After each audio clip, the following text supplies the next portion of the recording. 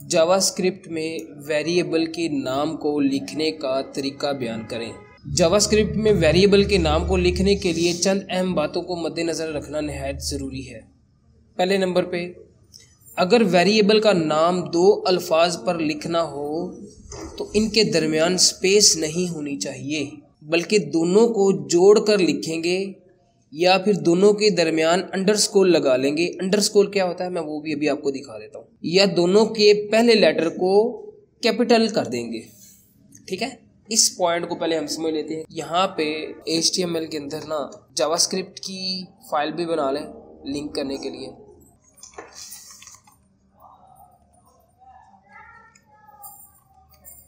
.js यहाँ पे index के अंदर हेड के अंदर मैं जावास्क्रिप्ट को अटैच करने के लिए क्या लिखूंगा भला, स्क्रिप्ट। स्क्रिप्ट का टैग हम लिखते हैं और स्क्रिप्ट के अंदर हम एक एट्रीब्यूट यूज़ करते हैं जिसको हम बोलते हैं src। इसके अंदर हम लिखेंगे वेरिएबल्स, कौन सा नेम, वही जावास्क्रिप्ट का जो अभी हमने बनाया है .js, और कंट्रोल S कर लेंगे। ये उसके साथ कनेक्ट हो चुका है। ठीक है जी, कनेक्ट होने के बाद यहाँ पे इस जगह पे हम वेरिएबल डिक्लेयर करेंगे। पहला तरीका हमारे पास ये था कि हम लिखते थे var स्पेस देके वेरिएबल का नेम लिखते थे, ऐसा ही है ना। ये बड़ा आसान है, मुश्किल कोई काम नहीं है। अब यहाँ पे ये जो लाइन लिखी हुई है ना, ये वाली लाइन, अगर वेरिएबल का नाम दो अल्फाज पर लिखना हो तो इनके दरमियान स्पेस नहीं होनी चाहिए। मिसाल के तौर पे मलिक एकेडमी के नाम से मुझे एक वेरिएबल डिक्लेयर करना है। अगर मैं लिखूंगा ना MALIK, ये तो वेरिएबल बन गया। अब अगर मैं स्पेस दे के अकेडमी लिखता हूं तो ये वेरिएबल नहीं होगा। देखिए अकेडमी के नीचे रेड लाइन आ रहा है, इसको हम इकट्ठा लिखेंगे तो एरर नहीं आएगा। या फिर आप दोनों को इकट्ठा लिख सकते हैं या फिर आप अंडरस्कोर को यूज़ कर सकते हैं। जैसे कि मैंने आपको बताया था कि यहाँ पे शिफ्ट का बटन प्रेस करके जीरो के साथ इस साइड पे माइनस का बटन है, इसको प्रेस करेंगे, ये है अंडरस्कोर। अब दूसरा नेम हम लिखेंगे इस तरीके से अकेडमी। इस तरीके से भी लिख सकते हैं, ये भी एक तरीका है वेरिएबल के नेम को डिक्लेयर करने का। या फिर इस तरह करते हैं कि दूसरा जो वर्ड होता है ना उसको कैपिटल लिख दिया जाता है, इस तरीके से भी कर सकते हैं। और यहाँ पे पहले लेटर को कैपिटल लिख सकते हैं, ये मैंने आपको बता दिया। उसके बाद आता है जी, किसी वेरिएबल के नाम में नंबर्स भी लिखे जा सकते हैं, जैसा कि यहाँ पे एक एग्जांपल दी है VAR और उसके बाद स्पेस और वेरिएबल का नेम लिख के उसके साथ उसका नंबर भी लिख दिया है। हम नंबर्स भी इसके अंदर लिख सकते हैं। यहाँ पे जैसे मैं लिख देता हूँ जी लोगो 1 2, तो देखिए ये एक्सेप्टेबल है। लेकिन अगर आप कहें कि स्टार्टिंग में मुझे नंबर लगाना है तो वो एक्सेप्टेबल नहीं होगा। लेकिन अगर आप किसी भी वेरिएबल को नंबर से स्टार्ट करेंगे तो वो एक्सेप्ट नहीं होगा। बात समझ लगी? टेक्स्ट से स्टार्ट करेंगे तभी ये एक्सेप्टेबल होगा। या फिर अगर आप कहते हैं कि जी मुझे लिखना ही नंबर है, स्टार्टिंग में नंबर ही लिखना है, तो फिर आप इस तरीके से कर सकते हैं कि स्टार्टिंग में अंडरस्कोर लगा के फिर नंबर लिख लें। क्यों? क्योंकि जो अंडरस्कोर है वो भी अल्फ़ाबेटिक डाटा का ही एक पार्ट है। अंडरस्टैंड? अच्छा, यहाँ पे याद रखें कि किसी भी वेरिएबल का नाम हम किसी नंबर से शुरू नहीं कर सकते। जैसा कि 12 और उसके बाद लोगो लिखा हुआ, इस तरीके से आप नहीं लिख सकते। उसके बाद हमारे पास एक ऑप्शन है जिसको हम बोलते हैं multiple variables in single var. Var मतलब वेरिएबल। अभी तक हमने वेरिएबल को लिखने का एक तरीका सीख लिया, और वो तरीका ये है कि हम वेरिएबल डिक्लेयर करने के लिए वेर लिखते हैं और उसके बाद वेरिएबल का नेम लिख दिया जाता है। ऐसा ही है, ये एक तरीका है जो हमने सीख लिया। इसी तरह हम एक ही वक्त में मुख्तलिफ नामों से वेरिएबल्स भी बना सकते हैं। हर नाम के बाद एक कोमा लगाया जाता है और नए वेरिएबल का नाम लिखा जाता है। जैसा कि यहाँ पे VAR A,B,C, तो ये A क्या है, ये भी एक वेरिएबल है, B भी एक वेरिएबल है, C भी एक वेरिएबल है। तो इस तरीके से भी हम लिख सकते हैं, वेरिएबल्स डिक्लेयर कर सकते हैं। इसके बाद हम एक एक वेरिएबल को अलग अलग वैल्यूज़ भी असाइन कर सकते हैं। जैसा कि ये मैं आपको इसी को प्रैक्टिकल करके दिखा देता हूँ।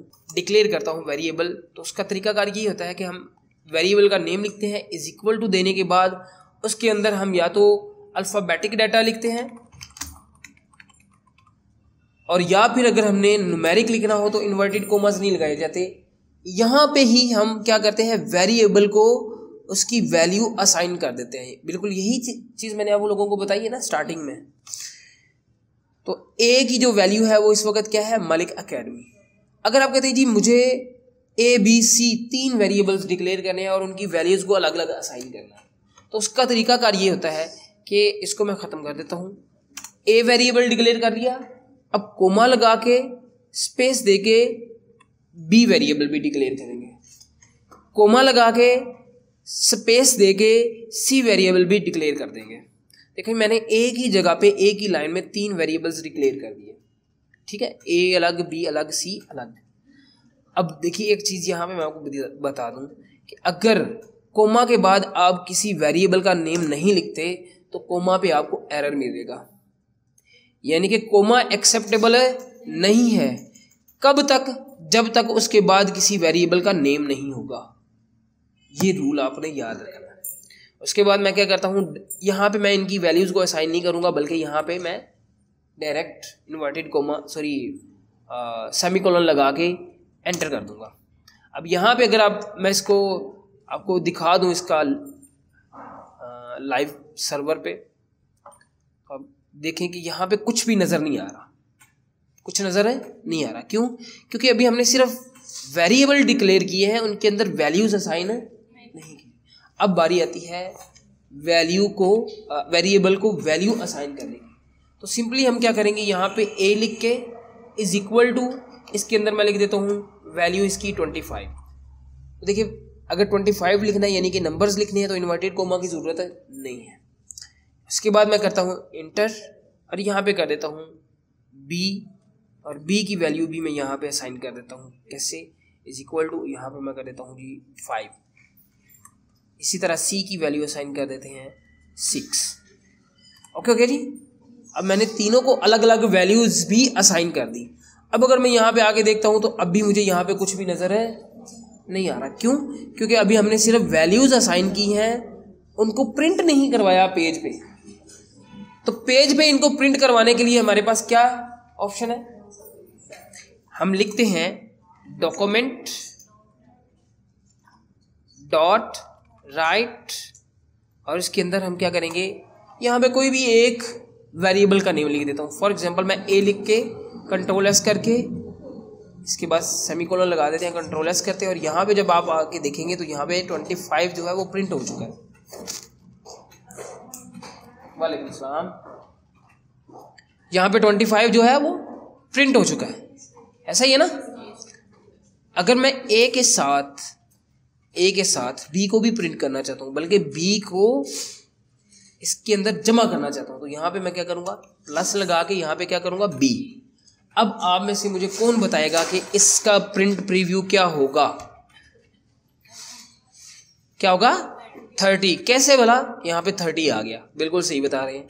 क्यों? क्योंकि ए की वैल्यू क्या है यहाँ पे 25, बी की वैल्यू क्या है 5, और अगर यहाँ पे मैं प्लस सी कर दूं, अब क्या आएगा 36। कंट्रोल एस करके यहाँ पे जब हम देखते हैं तो यहाँ पे जवाब आएगा 36। अब यहाँ पे एक और चीज़ मैं बता देता हूँ। सभी को ख़त्म करके मैंने एक वेरिएबल डिक्लेयर किया और उसके अंदर जो वैल्यू है वो असाइन कर दी मलिक अकेडमी, ठीक है। प्रिंट करवा देता हूँ document dot right control S.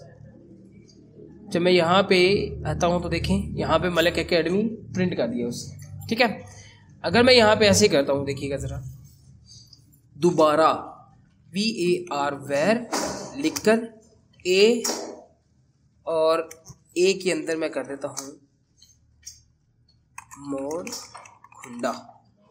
अब प्रिंट मैंने करवाया हुआ है ए को, 2 बार मैंने वेरिएबल डिक्लेयर किया है और दूसरी बार जो मैंने उसके अंदर वैल्यू लिखी है वो चेंज की है।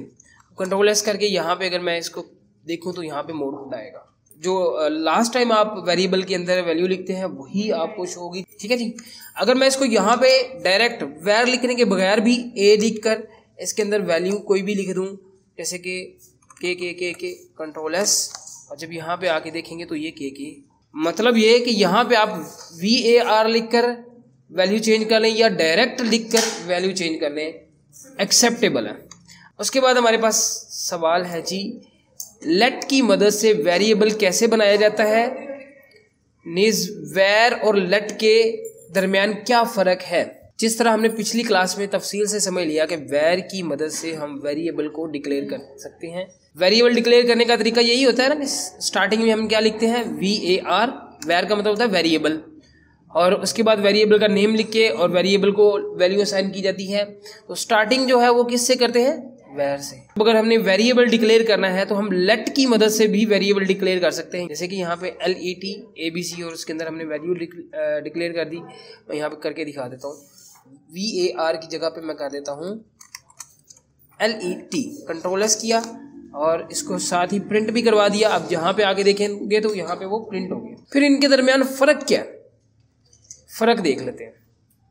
इन दोनों में सिर्फ एक ही फ़र्क है, और वो ये कि वेर की मदद से लिखे गए वेरिएबल को दोबारा भी वेर लिखकर डिक्लेयर किया जा सकता है, लेकिन लेट में हम सिर्फ वैल्यू ओवरराइडिंग ही कर सकते हैं, लेकिन इसके साथ दोबारा लेट नहीं लिखा जा सकता। मैंने आपको बताया था कि इसको क्या बोलते हैं। अगर हम दोबारा यहाँ पे लिखें, A लिखकर इज इक्वल टू मोड खुंडा लिखते हैं, कंट्रोल एस किया। अब चूंकि पहले वेरिएबल हमने A डिक्लेयर कर लिया था, अब नीचे मैं वही दोबारा A लिख के उसके अंदर वैल्यू को चेंज कर रहा हूँ, तो इसको हम बोलते हैं वैल्यू ओवरराइडिंग। दोबारा अगर हमने ओवरराइडिंग करनी है तो दोबारा हम उस वेरिएबल के साथ लेट नहीं लिख सकते। देखिए, अगर मैं लेट लिखूंगा तो ये रेड हो गया, यहाँ पे भी रेड हो गया, और ये आपको बता रहा है कि भाई आपने गलत किया। इसमें और वेर में यही फ़र्क है बस। देखिए यहाँ पे अगर मैं VAR कर देता हूँ, VAR, और नीचे भी यहाँ पे VAR कर देता हूँ, तो ये एक्सेप्टेबल है। मतलब वेर को हम बार बार एक ही वेरिएबल के नाम के अंदर ओवरराइडिंग कर सकते हैं। तो लेट के अंदर हम ये काम दो बार नहीं कर सकते, मतलब लेट को दो बार हम कॉल नहीं कर सकते। हाँ, अगर ओवरराइडिंग करनी है तो कर सकते हैं, लेकिन लेट लिखे बगैर। इसके बाद आता है कॉन्स्ट।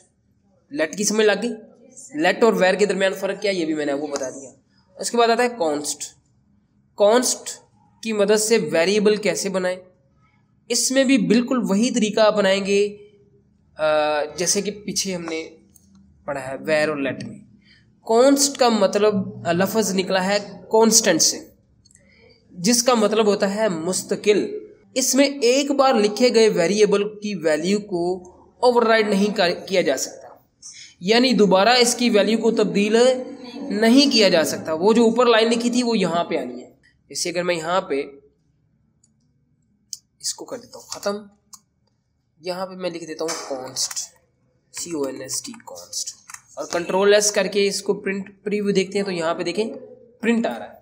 लेकिन अगर आप कहते हैं कि जी मुझे ओवरराइडिंग करनी है, अब देखिए यहाँ पे अगर मैं A लिख के इसके अंदर वैल्यू असाइन कर देता हूँ 25 या कोई भी, तो ये एक्सेप्ट नहीं होगा, क्योंकि ये क्या है, ये एक कांस्टेंट वैल्यू है, कांस्टेंट वेरिएबल है। कांस्टेंट क्या होता है, ये मुस्तकिल एक ही वैल्यू को एक्सेप्ट करता है, ओवरराइड नहीं होता। अब यहाँ पे अगर हम आके देखते हैं तो यहाँ पे हमें कोई भी प्रीव्यू नहीं दिखाएगा। अंडरस्टैंड, ये चीज़ याद रखनी है कि कांस्टेंट जो होता है वो परमानेंट एक ही वैल्यू को एक्सेप्ट करता है, अदरवाइज अगर आपने इसमें कोई नई वैल्यू ओवरराइड करनी हो तो वो नहीं करेगा, उसको एक्सेप्ट नहीं करेगा। हमारी क्लास यहाँ तक मुकम्मल हो गई।